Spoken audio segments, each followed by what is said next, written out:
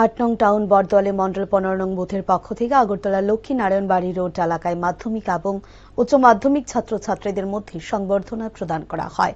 সেখানে উপস্থিত ছিলেন যুব মোর্চার রাজ্য সভাপতি সুশান্ত দেব সহ ২০ নং ওয়ার্ডের কর্পোরেটর রত্না দত্ত এবং যুব মোর্চার নেতৃত্বরা।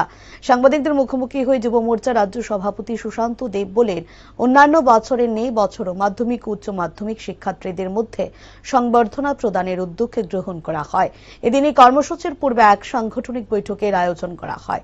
এই আলোচনার মাধ্যমে বুথের এই এলাকার সংগঠন আরো অনেক মজবুত হবে বলে আশাবাদী তিনি।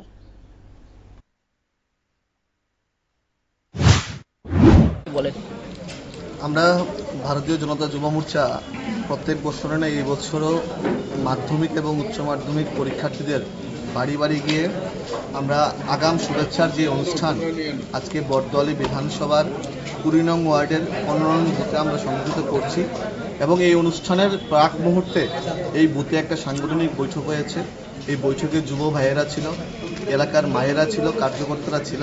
আমরা বিভিন্ন সাংগঠনিক বিষয়ে আরও কীভাবে বুথকে শক্তিশালী করা যায় সেই বিষয়ে আলোচনা হয়েছে। মণ্ডল সভাপতির উপস্থিতিতে, কর্পোরেটরের উপস্থিতিতে আমরা এখানে আলোচনা করেছি এবং এই আলোচনার মাধ্যমে আমাদের দৃঢ় বিশ্বাস আগামী দিনে আমাদের এই বুথের এই এলাকার সংগঠন আরও মজবুত হবে এবং আমরা যে ইনোভেটিভ কার্যক্রম করছি, আমাদের যে দায়িত্ব অন্যান্য যুব সংগঠন থেকে আমরা একটু আলাদা।